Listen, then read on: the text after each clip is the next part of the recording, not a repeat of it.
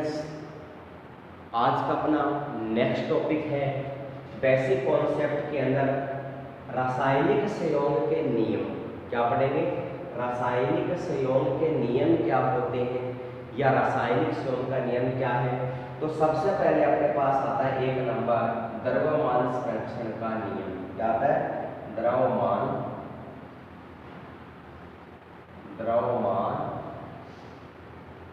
संरक्षण का नियम। द्रव्यमान संरक्षण का नियम क्या होता है? देखिए कि द्रव्यमान संरक्षण का नियम क्या होता है।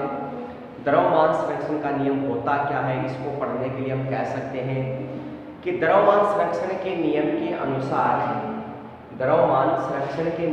अनुसार कि द्रव्यमान को न तो उत्पन्न किया जा सकता है और न ही द्रव्यमान को नष्ट किया जा सकता है। द्रव्यमान है वो एक रूप से दूसरे रूप में क्या होता है? परिवर्तित होता रहता है। अर्थात हम ये कह सकते हैं कि इसमें अभिकारक व उत्पाद के द्रव्यमान में कोई परिवर्तन नहीं आता, चाहे आप उसको कितना भी गर्म करें। द्रव्यमान को कितना भी गर्म कर कीजिए, लेकिन उस तो द्रव्यमान को गर्म करने पर उसको न तो उत्पन्न किया जा सकता और न नष्ट किया जा सकता है, यानी उसके रासायनिक प्रकृति में कुछ नहीं होता और न ही उसमें कोई परिवर्तन होता है। ठीक है, तो जैसे यदि हम बात करें तो द्रव्यमान संरक्षण का जो नियम है वो लावेसिये के द्वारा दिया गया। इसके द्वारा दिया गया? लावेसिये नामक वैज्ञानिक के द्वारा दिया गया। और लावेसिये ने क्या कहा था कि न तो द्रव्यमान को उत्पन्न किया जा सकता है और न ही द्रव्यमान को नष्ट किया जा सकता है, जबकि द्रव्यमान को एक रूप से दूसरे रूप में बदला जा सकता है। फिर क्या हुआ कि इस द्रव्यमान संरक्षण के नियम के कारण ही रसायन विज्ञान का जनक कहा जाता है। लावेसिये को रसायन विज्ञान का जनक कहा जाता है। ठीक है, तो कहने का मतलब क्वेश्चन आ जाता है कि रसायन विज्ञान का जनक कौन है? तो रसायन विज्ञान का जो जनक है वो किसको माना जाता है? लावेसिये को माना जाता है। ठीक है, अब इसके लिए यदि हम एग्जाम्पल की बात करें, जैसे आपके पास में क्या है? कैल्शियम ऑक्साइड है, प्लस में क्या आपके पास H2O। ठीक है, या आपके पास में क्या है? CO2। क्या है? CO2। ठीक है, यहाँ से क्या बन जाएगा? Calcium carbonate. यदि आप इसमें 10 ml क्या लेते हो? कैल्शियम ऑक्साइड और 10 ml क्या लेते हो? CO2। तो ये क्या कह रहा है? इसकी मात्रा कितनी हो जाएगी? 20 ml हो जाएगी। आप चाहे इसको कितना भी गर्म कीजिए, गर्म करने पर इसके अनुपात में कोई फर्क नहीं पड़ता है। क्लियर? तो आपको याद रखना है कि इसको द्रव्यमान संरक्षण का नियम कहा जाता है। इसके अलावा आप ये कह सकते हो कि आपके पास में क्या है? सिल्वर नाइट्रेट है। सिल्वर नाइट्रेट में हम क्या मिला दें? NaCl मिला दें। तो यहाँ से क्या बन जाएगा? यहाँ से बनेगा HCl और प्लस में क्या आएगा? Sodium nitrate. तो यहाँ इसके अभिकारक उत्पाद में कोई फर्क नहीं पड़ता है। ठीक है, तो आपको याद रखना है कि द्रव्यमान संरक्षण का नियम क्या होता है कि द्रव्यमान संरक्षण के नियम के अनुसार कि द्रव्यमान को न तो उत्पन्न किया जा सकता है और न ही द्रव्यमान को नष्ट किया जा सकता है, जबकि जो इनकी स्टेट होती है वो क्या हो जाती है? चेंज हो जाती है। आप जानते हो फिजिकल स्टेट होती है यानी भौतिक अवस्था। तो भौतिक अवस्था कौन कौन सी होती है? तो भौतिक अवस्था में S क्या आता है? सॉलिड, जिसको हम क्या कहते हैं? ठोस कहते हैं। क्या बोलते हैं? ठोस। और L का मतलब क्या होता है? लिक्विड। क्या होता है? ये लिक्विड यानी द्रव। और G का मतलब क्या होता है? गैसेस यानी गैस होती है। तो भौतिक अवस्था ठोस, द्रव और क्या होती है? गैस। तो ये क्या होती है? इनकी भौतिक अवस्था बदल जाती है। इसको क्या बोलते हैं? Law of conservation.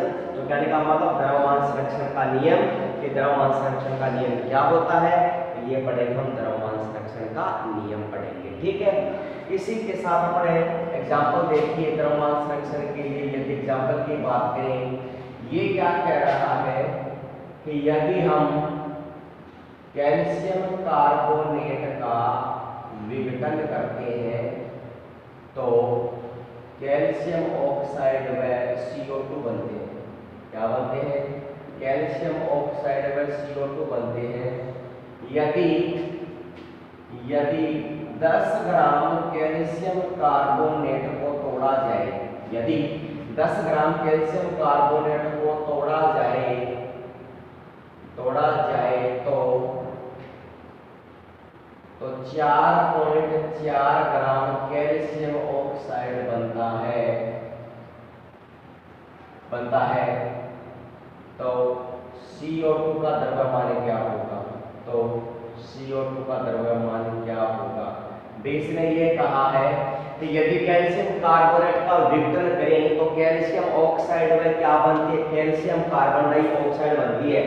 ये क्या कह रहा है? यदि कैल्शियम कार्बोनेट की मात्रा 10 ग्राम है और कैल्शियम कार्बोनेट के टूटने से कैल्शियम ऑक्साइड कितना बनता है? 4.4 ग्राम बनता है। तो आप ये बताइए CO2 का द्रव्यमान क्या होगा? ये कहने का मतलब कैल्शियम कार्बोनेट को हमने तोड़ा और तोड़ने पर क्या बन गया? कैल्शियम ऑक्साइड प्लस में क्या बना? CO2। तो यहाँ पर कैल्शियम ऑक्साइड की कितनी मात्रा आ रही है? 4.4 ग्राम आ रही है। तो CO2 का द्रव्यमान क्या होगा? तो इसको हम करते हैं हल।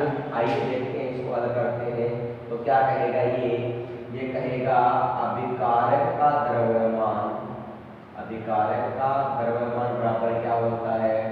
उत्पाद का क्या होता है? द्रव्यमान।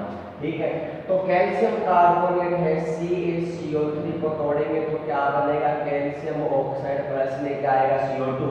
तो कैल्शियम कार्बोनेट कितनी मात्रा है? 10 ग्राम। कितनी है? 10 ग्राम। और कैल्शियम ऑक्साइड कितना प्राप्त होता है? 4.4 ग्राम प्लस में क्या अपने पास? CO2। अगर आपने को CO2 की मात्रा निकालनी है तो कितना हो जाएगा? 10 ग्राम माइनस में क्या आएगा? 4.4 ग्राम। तो CO2 कितना हो जाएगा? माइनस कर लो इसको। तो कहने का मतलब कितने बच गए? लगभग 6.6 ग्राम।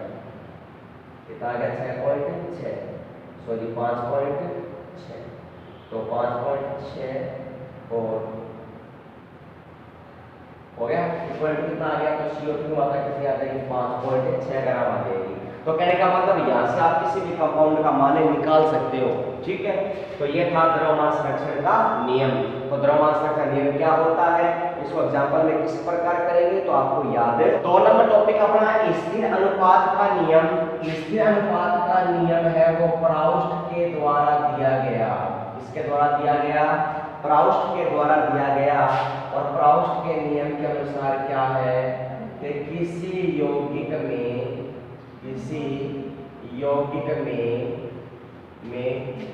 तत्व का अनुपात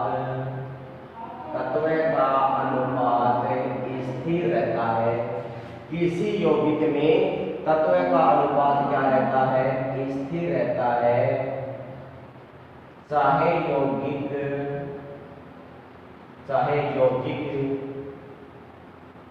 किसी भी स्रोत से प्राप्त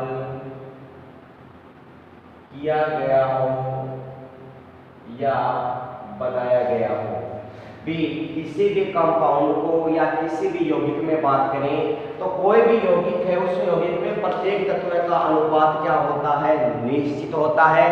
चाहे उसको किस मेथड से या किस विधि के द्वारा बनाया गया है वो उस पर कोई डिपेंड नहीं करता। लेकिन समस्या ये है, हम कह सकते हैं कि उस अनुपात का मान क्या रहता है? स्थिर रहता है। जैसे अगर हम बात करें जल का निर्माण होता है, अपने पास H2O है, तो H2O का निर्माण कैसे होता है कि 2H2 प्लस में क्या आता है? O2। तो यहाँ से 2 मॉलिक्यूल ऑफ क्या होता है? H2O। तो जल का निर्माण होगा। ठीक है, इसी प्रकार क्या आएगा? C प्लस में O2 से क्या बन जाएगा? CO2। इसे हम क्या बोलते हैं? इसे हम बोलते हैं कार्बन डाइऑक्साइड। क्या बोलते हैं इसको? Carbon dioxide. तो ये क्या कह रहा है कि जल का जो अनुपात है वो क्या होता है? निश्चित होता है। तो H2O है तो 1 अनुपात कितना आ जाएगा? 2 अनुपात कितना हो जाएगा? ऑक्सीजन का कितना होता है? 16। क्योंकि आप जानते हैं कि हाइड्रोजन का द्रव्यमान कितना होता है? 1 होता है। ऑक्सीजन कितना होता है? 8 और 16। इसका 16 क्या होता है? द्रव्यमान होता है। तो इसका अनुपात क्या हो जाएगा? इसका अनुपात आ जाएगा 1 अनुपात क्या आएगा? 8। तो 1 अनुपात किसका होता है? हाइड्रोजन का। और 8 किसका होता है? ऑक्सीजन का। तो आप किसी भी कंपाउंड का क्या निकाल सकते हो? स्थिर अनुपात निकाल सकते हो। इसी प्रकार हमने ये कहा कि अपने पास में क्या C प्लस में क्या O2 और यहाँ से क्या बन रही है? CO2। तो आप जानते हैं कार्बन का परमाणु क्रमांक कितना होता है, 6 होता है, द्रव्यमान कितना होता है 12, तो 12 अनुपात ऑक्सीजन का कितना हो जाएगा 8 और 16, 16 मल्टीप्लाई कर कितना हो जाएगा 32, तो CO2 कितना होता है 16 अनुपात कितना हो जाएगा 32। तो स्थिर अनुपात निकालना अपने को, क्या निकालना है, स्थिर अनुपात निकालना है। तो इसका मतलब ये हुआ कि इसको लास्ट अनुपात में निकालेंगे तो कितना आ जाएगा, ये आ जाएगा 6:16 और फिर कितना आ जाएगा 3 क्या आ जाएगा 8 आ जाएगा। ठीक है, तो कहने का मतलब आप किसी भी कंपाउंड का बता सकते हो कि ये क्या होता है, इसका स्थिर अनुपात का नियम होता है। तो स्थिर अनुपात का जो नियम होता है वो किसके द्वारा दिया गया, प्रोस्ट के द्वारा दिया गया। तो किसी यौगिक में तत्व का जो अनुपात होता है वो हमेशा क्या रहता है, स्थिर रहता है, चाहे यौगिक किसी भी स्रोत से प्राप्त किया गया हो। तो कहने का मतलब किसी भी अभिक्रिया के अंदर हम देखें तो प्रत्येक यौगिक में तत्व का जो भी क्या होता है अनुपात होता है वह क्या होता है, निश्चित होता है। जैसे अगर हमने कहा है कि H2 है तो हाइड्रोजन के 2 मॉलिक्यूल है ना, ऑक्सीजन तो क्या बनेगा 2H2 प्लस में क्या आएगा O2, C प्लस में O2 से क्या बनेगा CO2। तो यहाँ देखिए कार्बन और ऑक्सीजन कितना होता है, तो कार्बन और ऑक्सीजन की हम अगर बात करें तो कार्बन और ऑक्सीजन कितना हो जाता है 12 अनुपात कितना हो जाता है। ठीक है, तो अगर हम सबसे पहले किसकी बात करें, जल की बात करें तो हाइड्रोजन कितना हो जाएगा 2:16। तो कैसे हुआ कि 2 हाइड्रोजन इसमें आना पर कितना लगाते हैं 2 लगाते हैं, तो हम किसका निकाल रहे हैं, हम निकाल रहे हैं H2O का, इसका निकाल रहे हैं अनुपात H2O का। तो क्या आएगा 2 अनुपात कितना आ जाएगा 16 अर्थात 1 अनुपात कितना आ जाएगा 8 आ जाएगा। ठीक है, इसी प्रकार हम किसका निकालें, कार्बन डाइऑक्साइड का निकालें तो कार्बन कितना हो जाएगा 12 अनुपात कितना आ जाएगा 32, तो 6 अनुपात कितना आएगा 16, उसको और डिवाइड करें कितना आएगा 3:8, इसको आगे और डिवाइड नहीं कर सकते। तो ये इसका क्या होता है, स्थिर अनुपात होता है। क्या होता है, एक स्थिर अनुपात होता है। ठीक है, तो इस प्रकार हम कह सकते हैं कि ये अपने पास किसका नियम आ गया, स्थिर अनुपात का नियम होता है। और ये इसके क्या है एग्जाम्पल, तो आपको एग्जाम्पल से क्या करना है, याद करना है। तो अपना नेक्स्ट टॉपिक है, देखिए 3 नंबर नियम क्या है, गुणित अनुपात का नियम। 3 नंबर है गुणित अनुपात का नियम। तो गुणित अनुपात का नियम क्या होता है, देखिए गुणित अनुपात का नियम किसके द्वारा दिया गया, डाल्टन के द्वारा दिया गया। किसके द्वारा, डाल्टन के द्वारा क्या दिया गया, गुणित अनुपात का नियम। तो गुणित अनुपात का नियम क्या होता है, अकॉर्डिंग दिस लॉ, इस नियम के अनुसार, इस नियम के अनुसार जब 2 या 2 से अधिक तत्व, 2 या 2 से अधिक तत्व क्रिया करके, 2 या 2 से अधिक तत्व क्रिया करके यौगिक बनाते हैं। क्या बनाते हैं, यौगिक बनाते हैं। तो यौगिक बनाते हैं तो इस नियम के अनुसार जब 2 या 2 से अधिक तत्व आपस में क्रिया करके यौगिक बनाते हैं तो क्या बनाते हैं, यौगिक बनाते हैं तो तत्व का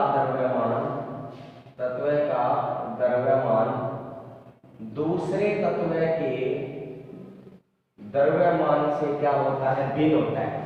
दूसरे तत्व के द्रव्यमान से क्या होता है, भिन्न होते हैं। कहने का मतलब 2 एलिमेंट है, जैसे अगर हम बात करें कि हाइड्रोजन प्लस में क्या है ऑक्सीजन है, ये 2 तत्व है, तो इन दोनों के अनुपात से क्या बनता है, H2O बनता है। क्या बनता है, H2O। हाइड्रोजन और ऑक्सीजन रिएक्शन करेंगे तो क्या बनाएंगे, जल बनाएंगे। तो यहाँ पर तो जल का अनुपात होता है ना, तो जल में ऑक्सीजन और हाइड्रोजन का अनुपात क्या होगा, भिन्न होगा। कहने का मतलब दोनों का अनुपात समान नहीं होगा, अर्थात दोनों का द्रव्यमान क्या होते हैं, भिन्न होते हैं। जैसे अगर मैं एग्जाम्पल की बात करूं तो देखिए एग्जाम्पल की बात करते हैं कि आपको पता है कि H2 प्लस O2 से क्या बनता है, 2H2O बनता है। क्या बनता है, 2H2O। और H2 प्लस O2 में भी क्या बनता है, H2 और क्या बनता है, O2। इसको क्या बोलते हैं, हाइड्रोजन पेरोक्साइड। H2O2 क्या होता है, हाइड्रोजन पेरोक्साइड होता है। क्या होता है, ये हाइड्रोजन पेरोक्साइड। और H2O क्या होता है, जल होता है। क्या होता है, वाटर यानी जल होता है। यदि हम बात करें कि आपके पास में एक तो H2O है और एक अपने पास में क्या है H2O2। तो यहाँ पर ऑक्सीजन का अनुपात क्या होगा, किसका, ऑक्सीजन का। तो ऑक्सीजन का क्या होगा देख लो आप। तो हाइड्रोजन कितना होता है, 2 अनुपात कितना हो जाता है 16। इसको डिवाइड करके कितना आएगा 1 अनुपात 8।